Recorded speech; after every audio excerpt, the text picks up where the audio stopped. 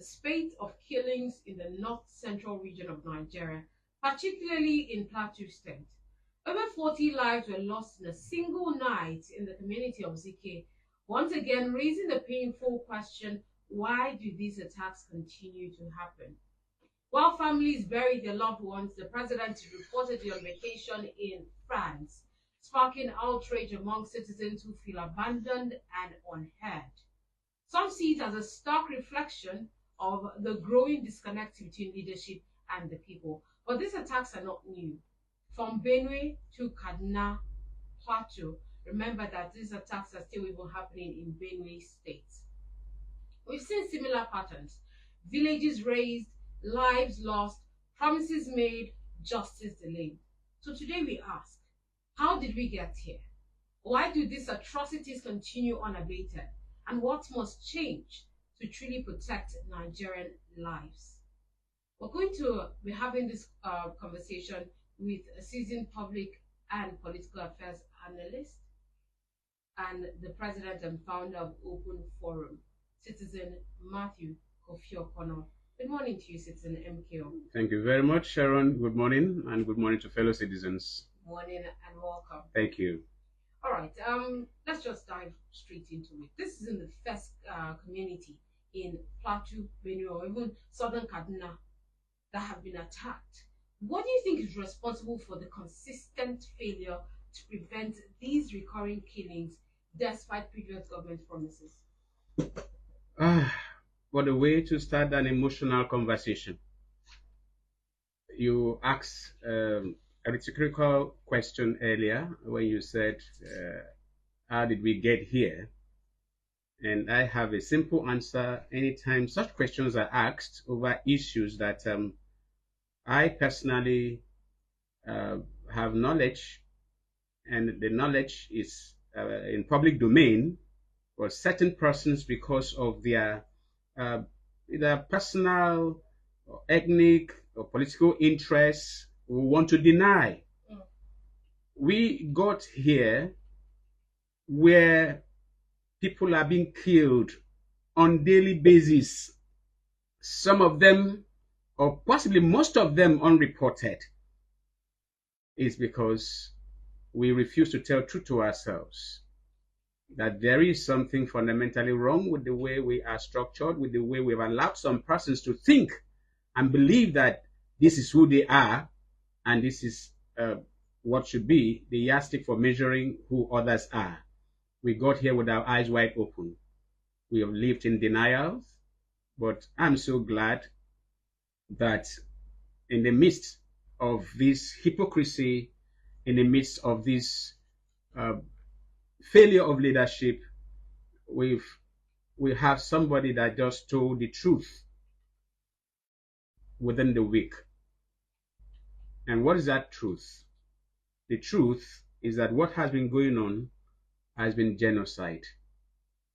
And when you know what genocide is, you will discover that if you are a victim of genocide and you refuse to say it, or you allow anybody to shout you down from saying the truth, then you are not even worth living in the first place.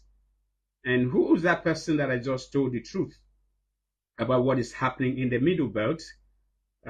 Is a man that a product of a power struggle that made him to be governor, and like his counterpart in I'm talking about Muftuan, the governor of Plateau State, like his counterpart in Benue State. And we must put this in proper perspective. The two states that are the major victims of this very genocide has been Benue and Plateau. And remember, they were just one state before. We used to call Benue Plateau. And now, when it was now separated, it became Plateau State and Benue State. And the land there is very fertile.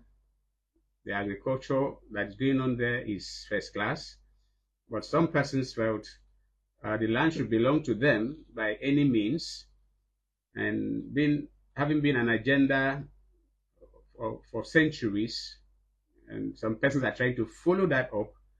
The other state that is also affected, but just a section of it is affected with these same genocidal tendencies, happens to be Kaduna State, particularly southern, or specifically Yes. southern Kaduna, and the stories there are gory. I must say this. I have started investigation on the communities that had been overrun for several years now and actually renamed. I hope that doesn't sound strange to you. That's where in Kaduna State. Uh, Kaduna, All the affected Jos, some of the states, yes. I have been given a link to somebody that I'm going to work with who is on ground there, so that we don't just talk. When we talk, we should be able to mention, why do you talk about land grabbing? So when they grab the land, who will take over the land? You will get to know. And people are very free to do their research. So be able to help people in power. It's not enough that you have people in government. People can be in government. There's no governance because some persons are there for their self-aggrandizement. So what matters is the people. How will the people preserve themselves? We have community leaders. We have town unions. We have village heads. We have even family heads. So why do I allow this to persist? And for the guidance of those who may be saying, where did he get this issue of genocide from? That somebody of note, like a governor, said what is happening is genocide. This is a report on the Arise Morning Show of the 8th of April, and the governor of Plateau State, Caleb Mutfwang, is supposed to have said that what happened in Bokos was genocide, an attempt at land grabbing. And the story, quoting him exactly, says that I would say it unapologetically, what happened in the last 2 weeks in Bokos is genocide. I say it unreservedly. No one has given me any reason to believe that what happened was politically motivated. And if there is any such suggestion, I'll be glad to receive the evidence of such, because these were unprovoked attacks on innocent people, vulnerable people. And there has been a pattern over the years that we discovered that the onset of the farming season, these attacks normally come in. And then there is a respite when people manage to go to the farm and farm the little farmlands that remain. And then when the harvest is about to come in, there is another wave of attacks. So it suggests to us this is a well-coordinated plan to keep the people in those areas in perpetual poverty. It is possible that there could have been tensions in the past between communities, but I've challenged anyone to tell me who the feuding communities are. If we knew any community feuding within another community, we'll be able to step in and bring in a reconciliation process. But at the moment, you are dealing with attackers that are faceless, and you just leave it to the fact that this is ill-motivated and is aimed at driving the people out of their lands, because we have had situations where these things happen before, and when people are driven out of their lands for 3 to 5 years, there is an occupation. And so that leaves us with the suggestion, with the understanding that this is about land grabbing. I can go on, and the reality is that the governor has admitted the reality, and he has not lied to himself. And I want to join the governor to challenge anybody that will have any contrary position on this matter to come forward. And when that person comes forward, you know what? We'll bring a video where the current governor of Bauchi State, I think it was a senator, Bala Mohammed, or call him Governor Bala Mohammed, granted interview to a national or call international TV station, where he was asked this issue of Fulani, foreign Fulani, local Fulanis who have been accused of being violent, all of that. He said something that has shocked me till today, that even the government of the day has refused to analyze that statement and amend some of the excuses they try to give. Because what have been the excuses? When we talk about killer headsmen, or used to be called a Fulani headsmen, they said you are, what is that term now? You are profiling. You stop profiling the Fulanis. Yes, Fulanis are peaceful people. As far as Nigerian Fulanis, to the extent that I know, are concerned, because we never used to have this until some persons who also confessed to the media that they brought in foreign Fulanis to help them win election in 2015. Google, you see it. And the people could not be settled. The attempts, they could not get the land across Nigeria to give to them because of the several manipulative policies that that administration wanted to come up with. And eventually these people have become very brutal. But what is the summary? Based on what Bala Muhammad said, which is there live for anybody to find out. He said, all Fulanis anywhere in the world are Nigerians. I repeat, anybody who is intelligent enough and has an Android phone can Google is a video that Fulanis anywhere in the world are Nigerians, that even in the South, they speak your language, they are from South. So the excuses that we normally hear, that those violent people, they are not from Nigerians, they are not from Nigeria, they are not Nigerians, is nothing but manipulative talk to make the gullible feel that that person has said something. They have said nothing. They have said nothing. And if Bokos and is it Mianko or this other community that Miango that they went to, where the governor, the same governor, Mutuang, while addressing the paramount ruler, he said this: I will tell you the truth.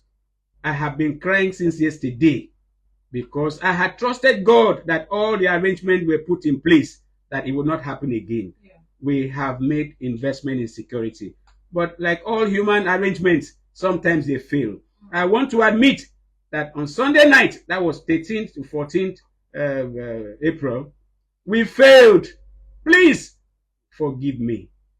He was speaking at the palace of the paramount ruler of Miango after more than 50 people were murdered by these terrorists who, certain persons, in trying to cover up what has been going on in the country, they call them bandits.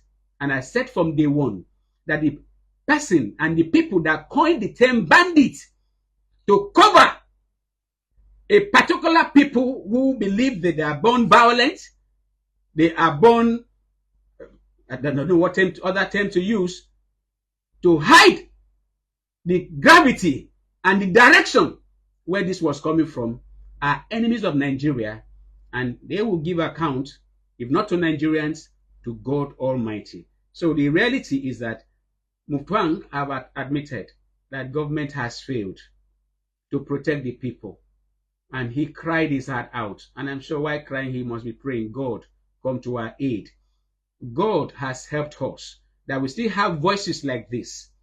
So if we do not do the next needful thing to hold our leaders accountable, then we are less than humans. Because, Sharon, what we are talking about, put yourself, like I put myself in their shoes. Supposing we were the ones affected, would we be here? Those are human beings, for God's sake. And the attackers are not neighboring villages. They are not struggling over land boundaries. They are doing ethnic cleansing and genocide. And somebody very prominent said this during the last administration. His name is T.Y. Danjuma. He was, I think, the Minister for Defense during the Obasanjo 70-something era. He fought the war. They know the story of the country. I think he's from Taraba State, one of the states that's affected as well. He accused anybody, any institution that he needed to accuse, and told the people that these institutions have colluded with the terrorists, that people should protect themselves, otherwise all of them will die. And people are dying. And nothing, Sharon, nothing is happening. It's not the first time.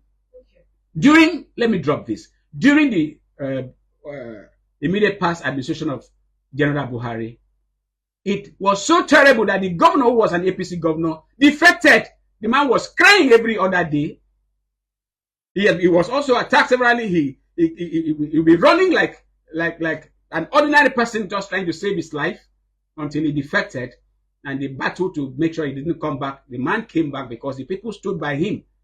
Unfortunately, one thing led to another. The resistance could not go on, and then we have a governor there earlier who is a reverend father. The same killing continues. The state Benue is APC now. The same killing is continuing, and unfortunately, the kind of statement that Mufwang is making, we are not hearing it from Reverend Father Alia. And when it happened during that, that's our man's name again? The former governor of Benue State. We'll try to remember his name. Yeah. That's after Suswan. After Suswan. Yes, we'll remember his name. Very familiar. Now, what happened was that President Buhari was so embarrassed at the killing, and he asked the IG to relocate. The infamous or the very embarrassing statement, confession President Buhari then made was, "I'm not aware." What was he not aware? He was not aware that the IG that he directed to go and make sure he relocates to, I think, Benue, never went to Benue until he himself went there. That was, I think, it was a Yuletide period that they killed. Samuel Otom, thank you very much. Until, this was, I think, in December. Not until March that it happened again that he went there. In March of the following year, and discovered that IG did not go there. So what does that tell you? It's an organized crime, and people are sponsoring it. And if anybody who says he is in government and does not know what to do and cannot take ideas from those that have, such people should never be taken seriously, because there is a very simple solution to this.